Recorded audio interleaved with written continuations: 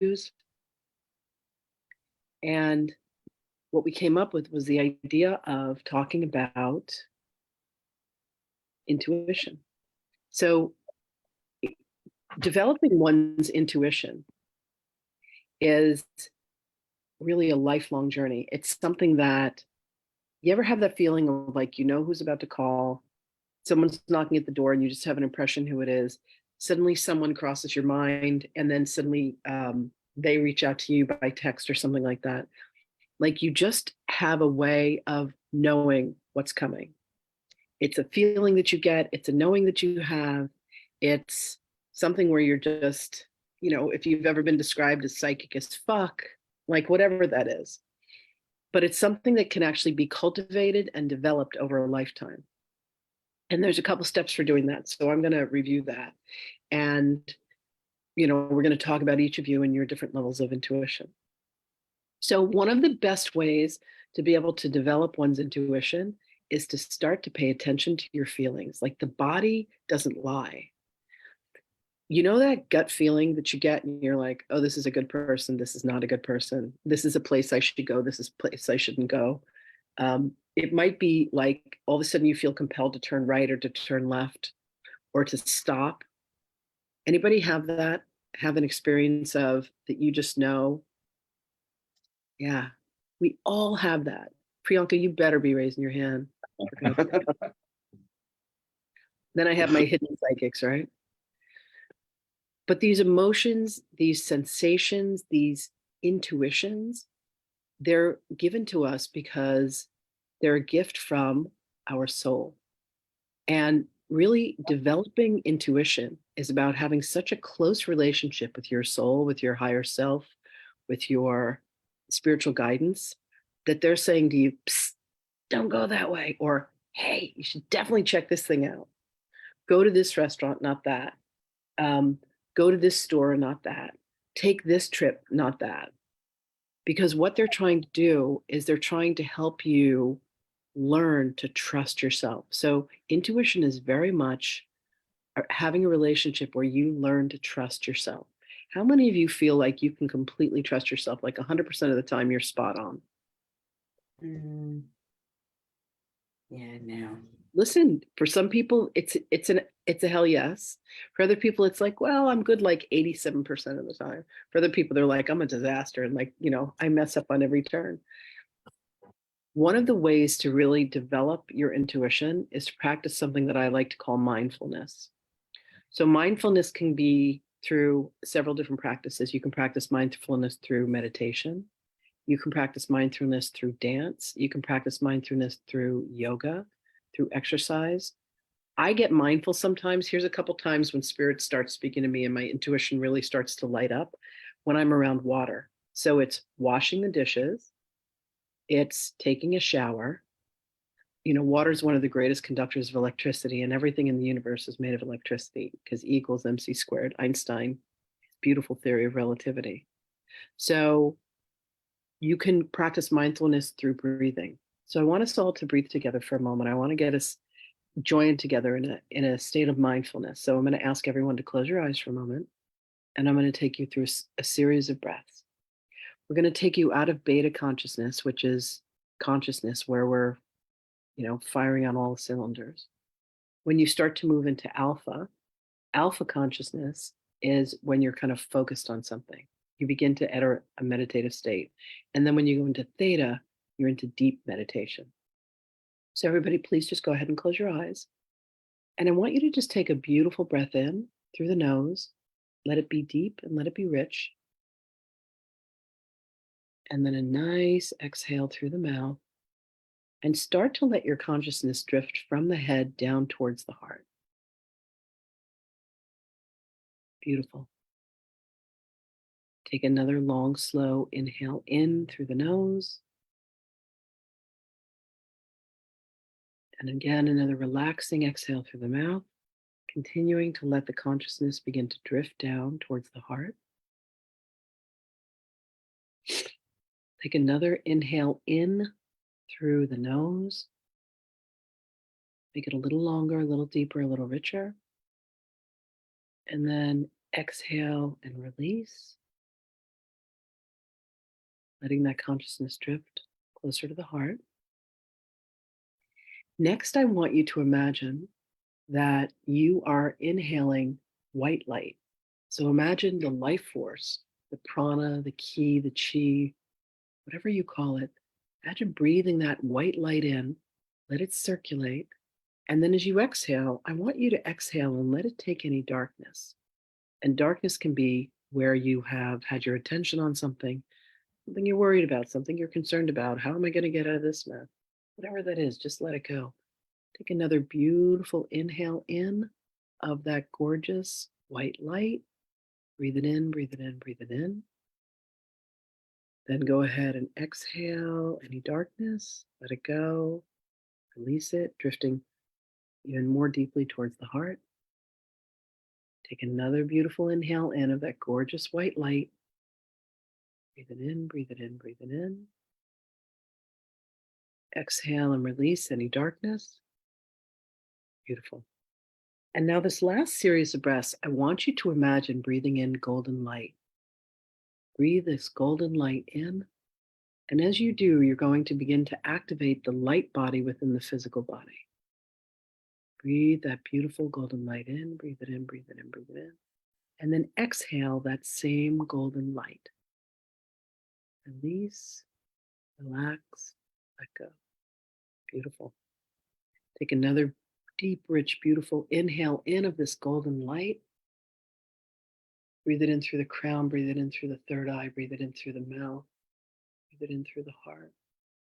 And then go ahead and exhale that same golden light. And as you exhale, you find yourself drifting even more deeply into the heart. Gorgeous. Take one more deep, rich inhale in of this gorgeous golden light. Breathe it in. And as you exhale and release, allow yourself to feel really centered within your heart. When we are raised, we're told to learn to read, to write, to do the math tables, arithmetic. It creates a beta consciousness for us. And what I'm asking you to do is to let all that go and allow yourself to enter the theta realm, the quantum realm, the realm of pure imagination, where the intuition is the strongest. This is where your spirit guides communicate with you. This is where your higher self is talking to you. This is where you know the action to take. You're able to trust yourself. You know what feels right. You know what's going to lead towards your growth. You know what might deter your growth. You might have addictions. You might have habits. You might have things that you do that don't bring you peace. They bring you activation, but yet you feel compelled to do them. Understand that the reason that we have these habits is there's something that our soul is trying to teach us. So really the idea of mastering one's intuition is learning to have the most engaged and intimate conversations with your own soul. Beautiful. Now, I want you to think of a time when you had an intuition about something and you were spot on. Like, I knew it. I knew it. I'm so glad I listened to myself. Give yourself that win.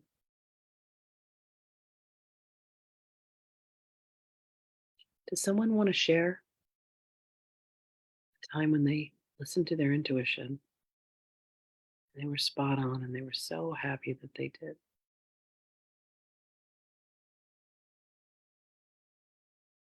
If you do, just go ahead and raise your hand.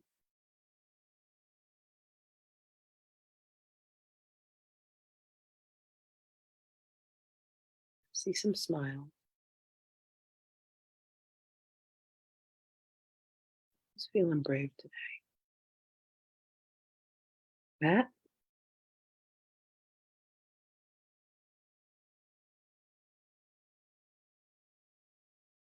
Can you unmute Matt? Or does Matt have to? I'm here. Okay. What do you remember? I predicted the sex of both my kids. I knew that they were coming in what order. Wow. How cool. Yeah. Very, very cool. Yeah. And it wasn't a prediction. It was a knowledge. When she told me, I told her our first would be a son. And then when she told me she was pregnant again, I said, my daughter's coming. I love that. Yeah. Can anyone relate to that? Like where you just knew? Beautiful. Hi, Lee. How are you? You want to share one with us, my love? So this one is just sort of a typical one. I needed to run some errands, and then I was like, okay, you need to go like now, right? And so the road that I left my house, and I went and I did the errand, and then in that time there was an accident that would have basically have blocked the road, which I saw on the way back, and I wouldn't have known that, and so I would have just been stuck in a lane that wasn't. So I was just sort of was like, you need to go right now, and it was like sort of 3 synchronicities happening in a row. So yeah. Beautiful. I had something exactly like that. I was visiting up here in the winter from Thanksgiving till New Year's, and I was supposed to have left the next day. And all of a sudden, I got this very, very strong impression you need to pack up and you need to leave now. And I was driving back down to Virginia where I lived at the time. And literally, what was following me was this massive snowstorm that closed the 95. And I remember when I got back to Virginia, my mother goes, "Oh my God, thank God." Like people were stopped for 9 hours. And I had my cat with me. I would have been stuck in a car in the snow with a cat. You can imagine that wouldn't have gone well. I love when those things happen. So in developing your intuition, what you want to do is honor those times when you listened, when you were told to go and you went, or when you were told not to go and you didn't go, when you were told, yes, this is a person that you should be connected to, or no, this is not a person that you should be connected to, you know, start to keep a record, start to pay attention. I actually literally have a journal. I have a journal. I have 5 journals that I work on. One is where I put all my Akashic readings. One is where I put my miracles. One is where I put my dreams and desires and goals. Another one is where I write down all the things that I love about myself because I'm doing this beautiful journey of self-love. And one is where I put down, here's where I listened to spirit. Here's where I didn't listen to spirit. Here were the results. So one thing that you can start to do is start to build a relationship where you can start to trust yourself and say, I'm really glad I did that thing. I'm really glad I listened to that. Where you can have little wins along the way, shall we say. This helps to build the mindfulness. Now, I want you all to close your eyes for a moment and think of a time when you didn't listen to your intuition and it didn't necessarily turn out in your favor. Anybody have one of those that they're willing to share?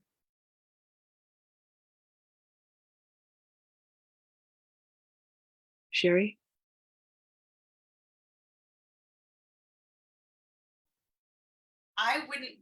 I don't know if I would say it didn't turn out in my favor, Okay.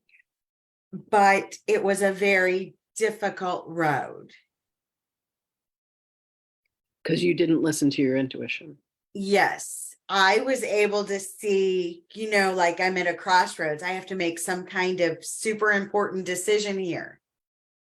Yeah. And if I go this way, I know it's going to be hard because I know I shouldn't be with this person or whatever. Right. And if I go this way, it's the unknown. Yeah. Into the unknown. And I find that now, if I just say, okay, well, then I'm going into the unknown. Yep. So, what do you think is the biggest deterrent to trusting one's intuition?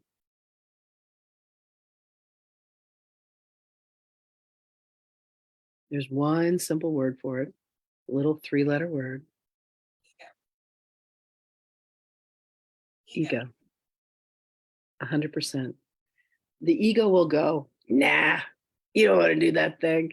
Because the ego's job is to quote unquote protect us. And the ego wants nothing to do with intuition. Because if we're trusting our intuition, the ego's out of a job. Does that make sense? So, one of the things that you can start to notice for yourself is, when am I listening to the voice of my ego? And when am I listening to the voice of my soul? When am I just saying, you know what? I'm going to take a leap of faith here. I'm going to trust something. You start to build a confidence with it. And it is literally like starting to build muscles, like doing your push ups or doing your squats or doing your holding plank or, whatever your exercises are. I have this set of 12 stairs going up to my bedroom in the house. And on the fourth from the top step, I stop and I give myself 10. I do 10 push ups. And I'll do that 2 or 3 times in a day, just building that muscle. And it helps with chaturanga, believe me, so much. For any of you who practice yoga, Joyce is an incredible yoga teacher. So when you start to learn to listen to your intuition, listen to your soul, and give yourself the wins of, you know what, I'm really glad I listened to that. Or when you learn the lessons because you didn't, you're going to really start to be able to depend on your own decision making. Does that make sense? But these are things that you have to kind of learn to differentiate between fear and intuition. Now, how many times have we been stopped from doing something, but it was fear that guided us rather than intuition? It happens more often than we would imagine. So, if what you want to do is start to differentiate what makes you fearful and what makes you calm, where's the first place that you would look?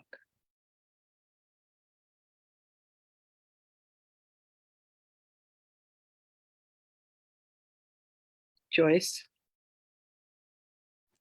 I can tell in my heart, Mhm. I can feel a heaviness or a stab. Like it's either, and there's more than one feeling, but it's either oh, this feels really good, or wait, what is that? Yeah. Learn to really listen. I'm telling you, the body, man, this girl's body does not lie to her. When it's a hell no, and I don't know if any of you know about human design, but with my human design, I am what's called a generator. I'm a 6/3 generator. So I'm meant to respond. And I always thought I can manifest. I'm a manifester like no one's business. Like it's crazy what I can manifest. But I always thought that my manifestation was about me going out and making something happen. And what I've learned recently at the tender age of 61 is that my manifestation, the more fun I have, the more I allow myself to enjoy. And Priyanka's been saying this to me for years. She's like, Lynn, the more you enjoy yourself, the more fun that you have, the more you manifest. So I am now allowing myself to just have a lot of fun and manifest in that way.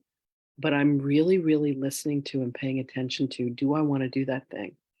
And if it's a no, it's not just a no. For me, it's like a hell no. And if it's a yes, it's a hell yes. I really want to do that thing. So recently, I just got home from 2 weeks of being overseas. I was in Egypt. Hey, Lori, good to see you, love.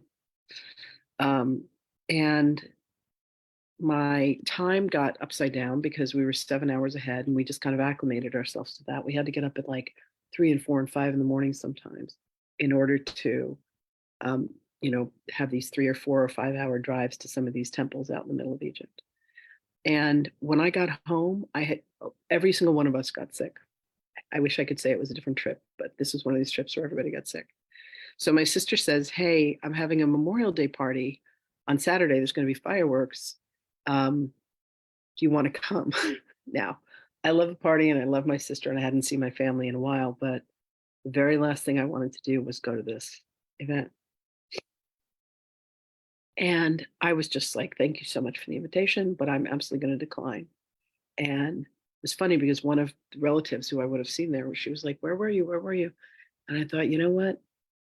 As much fun as that would have been, I just would have been miserable because it was late and. So there'll be times when I'll say no to things, even though it sounds like it's a lot of fun, but my soul says, if you go to this thing, is no bueno, as they say in Italian, is no bueno. And you have to learn to trust those things. You have to just be able to say, I have to listen to my heart. Your heart is never going to lie to you. Your body's not going to lie to you. I get that feeling in my gut like, oh man, this is definitely not something that I should be doing. And that's something that you can learn to develop. Now, another big influence on your intuition is going to be the people that you are connected to, the people that you relate to, your surroundings. If you've got people that are for you, does everybody have a person that you know this person is for you, like whether they're a best friend or a family member, you know that this person is for you, right? And then sometimes you have some people and you're not so sure if those people are for you, you know, because they tend to be really critical or they tend to be really judgmental or whatever the deal is. Making sure that you are surrounded by people that make you feel good about yourself is a huge part of developing your intuition. If you were gaslighted, anybody ever gaslighted? I was gaslighted by a father so badly. Oh my God. A husband, a parent, you know, whoever. You have to learn to trust yourself. You have to learn to love and listen to your body, to your heart, to your gut. So I had a very dear friend, still have him, Jeremy Donovan. Jeremy is half Aboriginal from Australia. And he said in the Aboriginal culture, there are three hearts, three minds, three brains. There's one in the head, there's one in the heart, and there's one in the gut. And he said, when these work together in synchronicity, you know you're on path. You know you're on track. So I want you all to put your hands right now over your belly, a couple inches beneath your belly. When I was studying Aikido, we learned about, it's called your one point. It's like a place that you ground from. It's a place that you ground from in martial arts. It's a place that you ground from in yoga. And it's a center of intuition. So besides the intuition that you may get through your head, and besides the intuition that you may get through your heart, there's also a place that you can go just beneath your belly. And I want you all to just breathe into that. And as you exhale, I want you to just say yes. You're saying yes to your sacral chakra. Your sacral chakra is a center of such phenomenal creativity. It's another place for you to go to know when your intuition is spot on and when it's not. It's that gut feeling, you know, that gut feeling that we get.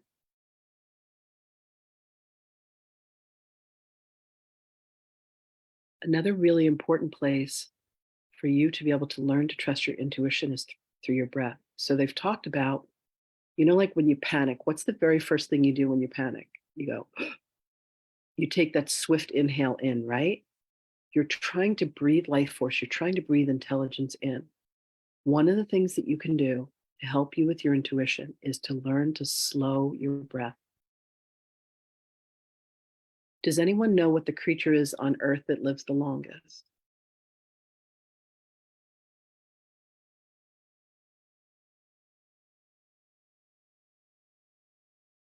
The sea turtle.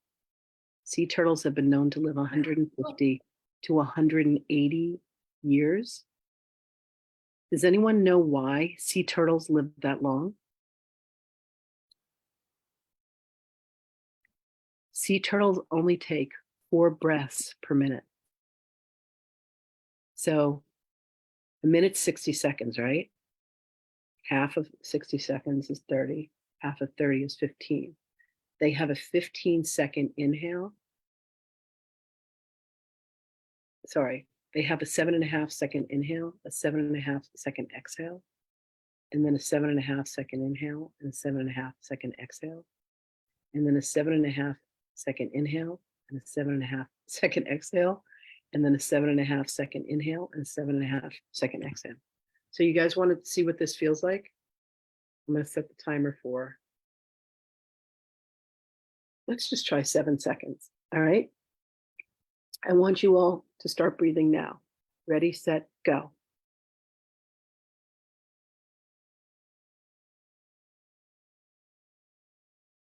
Stop. That's an inhale. Now, I want you to, okay, take another inhale. And now exhale for 7 seconds. Go.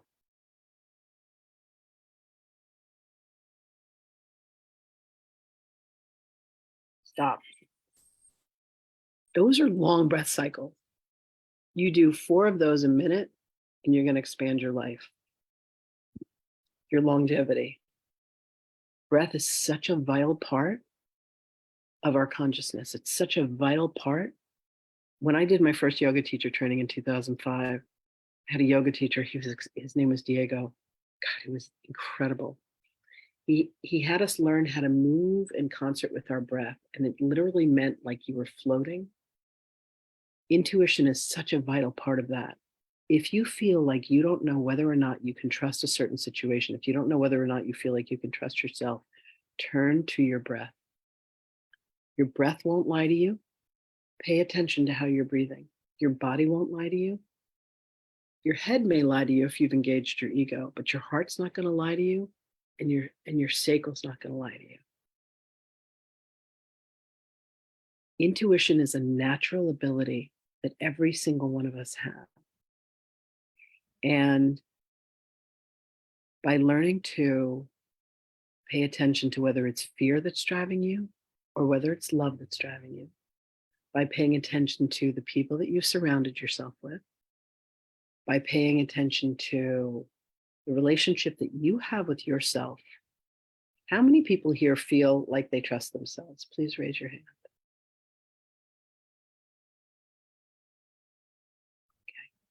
Is there anybody here who feels like they're not quite sure if they can trust themselves? Little iffy on the whole trust. Okay, good. I don't know if it's that I don't feel like I can, but when it comes down to it in the last minute and I've got to make that decision, not always, I'm not 100% yet. You know what I use? I use a pendulum, because the pendulum is going to jump right past the ego, and the pendulum's going to go to the soul, because the body knows, and it's going to work off of the energetics of the body. I love to give pendulums as gifts. In fact, the gift bag that the people in Egypt just received for me, everybody received a pendulum. I love to give them to my students. Pendulums are really, really important. If you feel like you can't trust yourself, invest in a pendulum. Make sure it's a crystal. Let yourself be the only one that touches it and the only one that uses it. There's a workshop that I'm going to be teaching that's going to be called Quantum Intuition. I'm going to be teaching this in June. And everybody's going to get a pendulum and they're going to learn how to use it. Unless you already have one, you can have another. But it's really, really important, because you learn to trust what is unseen. Our eyes can lie to us. Have you guys ever seen something and it wasn't what you thought it was? It wasn't what you thought you were looking at? When you listen with your heart, when you listen with your soul, when you learn to develop that relationship with your higher self, and that's one of the things that we're going to be teaching and talking about, is how to communicate, how to listen to, are you using your clairs? Does everyone know what the clairs are? Clairvoyance, clairsentience, claircognizance, clairaudience. There are others, but I focus on those 4. Are you able to hear messages from spirit? Are you able to feel spirit?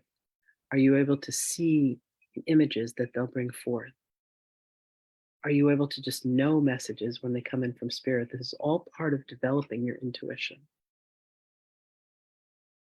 When you start to measure those and learn how to grow those and learn how to expand them, you will develop one of the keenest intuitions known to man.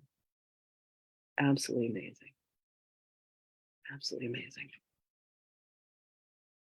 So, sorry, getting a call. I have to shut it down. A couple things I want to leave you guys with. Developing intuition, first of all, starts with paying attention to your feelings. If you're not so good with your feelings, get good at it. Ask yourself, what am I feeling right now? Why am I feeling what I'm feeling? Am I okay with what it is that I'm feeling? You ever have a feeling and you're like, I don't want to feel this? Hi, gorgeous. Anybody ever go, uh-oh, I'm feeling sad. I don't want to feel this, and try to suppress it, push it down, make it go away? You are meant to feel everything that you feel. We all are. God asked us, he said, look, I need someone to go down to earth. It's a little chaotic and be a little mad, but I need you to go down there and to experience it. Guess whose hand went up in the air? Every single one of us. We were like, I volunteer. I volunteer as tribute, right? How much did we love that scene? I volunteer as tribute. I'm willing to go down there and feel everything. And then we get here and we're like, wait a second. I don't want to feel it. Exactly. Lori just typed in feel it to heal it. In order to heal something, we have to be willing to feel it. We have to be willing to go through it. And in that, you're going to start to develop an intuition for yourself, and you're going to go, oh, here's this feeling again. Here's the thing that I don't want to feel. And Spirit's kind of knocking at your door going, we need you to feel this. That thing that you're so scared of. Exactly. Holly just wrote this beautiful thing. All emotion is information. Emotion is energy in motion. Energy is information. So it's here with a lesson for you. It's here with a gift for you. One of the best ways for you to develop your intuition is to start to pay attention to your feelings and to be like, you know what? Today I'm feeling some sadness. Today I'm feeling some tension. Today I'm feeling some grief. Today I'm pissed off and I want to kill somebody. You know, it's okay to feel everything you're feeling with. And the more liberty you give yourself for that kind of freedom, the more you're going to allow yourself to develop your intuition. Because your intuition is a place where your soul is talking to you saying, I have a message for you. You've forgotten why you're here. You've forgotten why we've put this person in front of you. You've forgotten why you live where you live. You've forgotten why you have the mate that you do, and the feelings that you do, and the people that you have in your life, and why you have the job that you do. They're here as gifts to you. Gifts are my first love language.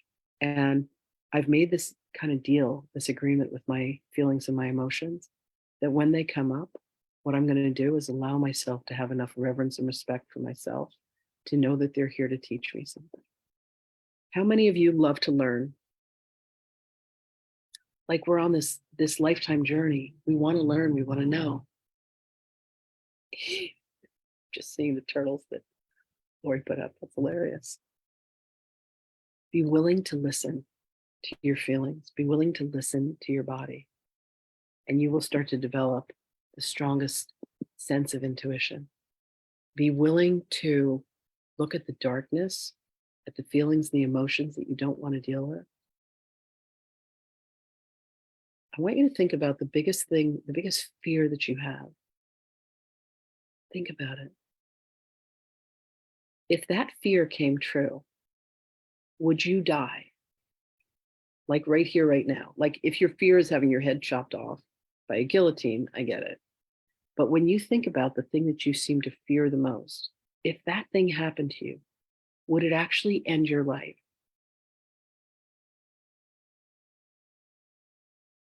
Probably not. And if it would, it's been good knowing you. Know that you are an immortal being. Know that your soul lives on forever, and we'll see you next time. But the truth is, the very things that we say that we're afraid of keeps us from our intuition, keeps us from knowing the true path of our soul. Practicing mindfulness comes in the breath, comes in meditation. How many of you meditate every single day? Please raise your hands. I would like to so strongly recommend for any of you that didn't raise your hands that you guys take up meditation as a practice. Start with 5 minutes, see if you can get it to 20. I cannot meditate for longer than 18 minutes. I don't know what happens, man. I pop out every single time. I'll listen to a 21-minute meditation at 18 minutes, I'm out. Whatever my clock is. It's funny, Holly, I listened to Vishen with this beautiful 21-minute meditation that he has. And at 18 minutes, every single time, I'm like, I'm popped out before he goes. 5, 4, 3, 2, 1. Yeah, breath work. I'm telling you, the breath, the life force, the prana, it comes through us.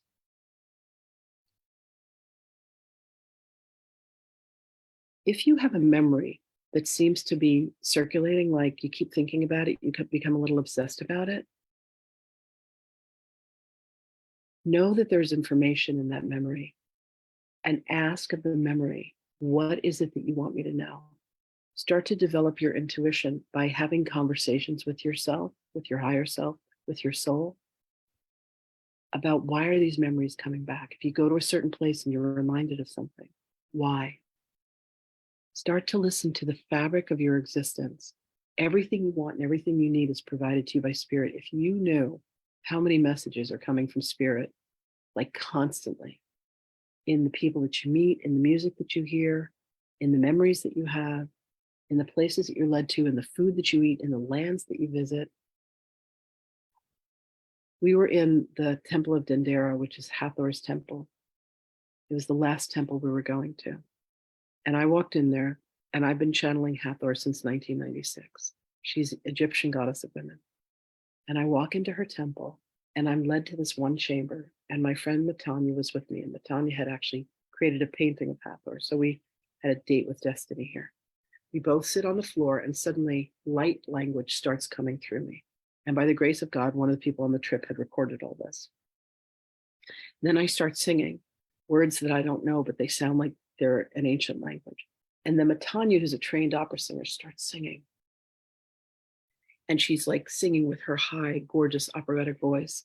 And the police come with their guns, and they told us that we have to stop singing. And there was this moment of like, are they going to shoot us if we don't stop singing? And all of a sudden they start channeling Hathor, and they put the guns down. And it was one of those moments of, I got to trust there's something much bigger. Like the Hathors are known for their voice. Their voices were how they actually moved the stones that helped to build the pyramids. And here we were being told, you're not allowed to sing in these temples. These temples with like 50-foot high ceilings, The Christians came and tried to deface the temples and destroy the images, but they couldn't get to these ceilings. It's really fascinating. I had to trust my intuition that everything was going to be okay. We weren't going to be gunned down because we were singing, but it was crazy. It was a crazy, crazy moment. And I just trusted, and I just let myself go through it. And I glared at the policeman, and I thought, don't make the inner witch have to come out and like curse you here on the spot. And at the end, he comes up and he goes, I am the police. I am the police. Everything is okay. Do not be concerned, in his kind of broken English. And I thought, all right, I'm just going to breathe right now. I'm going to touch my intuition that everything's okay.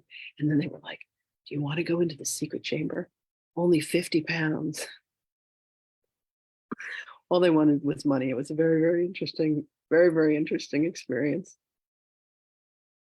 Jesus was murdered for preaching. Yeah. Yeah. Yeah. Anyway, my intuition said, okay, it's time to stop singing. Save a life, save your own, save Matanya's. Yeah, definitely almost arrested for singing. It was a crazy experience. So we left there, and I was like, Hathor, what was that about? And she said, they can try and burn the temples. They can try and scratch our images away. But what I want you to remember is that you're an immortal being, and you are not the body. And there was this moment of, because we were all so sick, there was this moment of going, I am not the body, and having this incredible like connection. And it led me straight into my intuition of knowing that regardless of whatever happens to me, I'm going to be fine. And that wasn't something that I had lived with. There had just always been like this low grade fear of everything. And it usually turned into having a temper, or being like, people would say you're contrary. And I'm like, no, I'm not. But there was just like this peace that came over me. It was incredible. And since then, my intuition has burst open.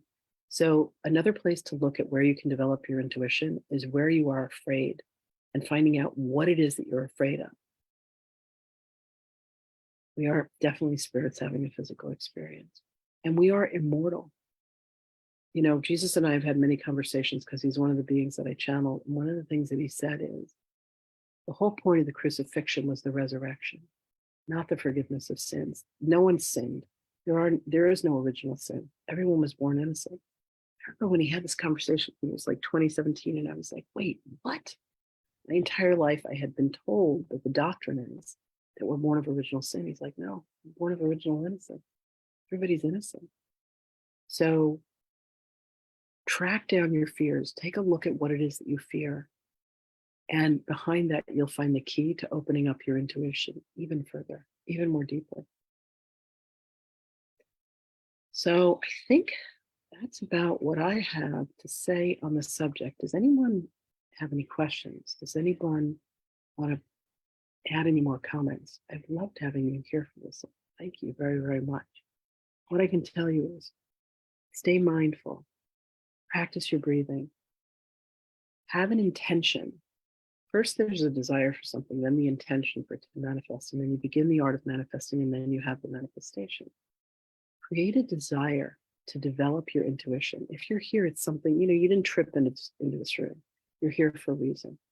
If you want to develop your intuition, say, higher self, Holy Spirit, whoever it is that you pray to, Muhammad, Allah, God, Jesus, like whoever your deity is, goddess of socks.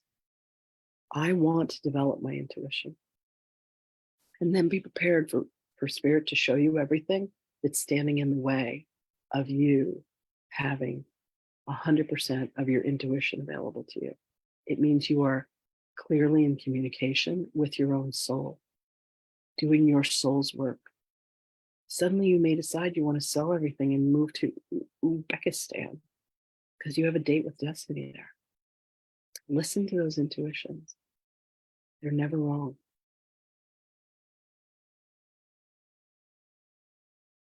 I'm going to be teaching a class.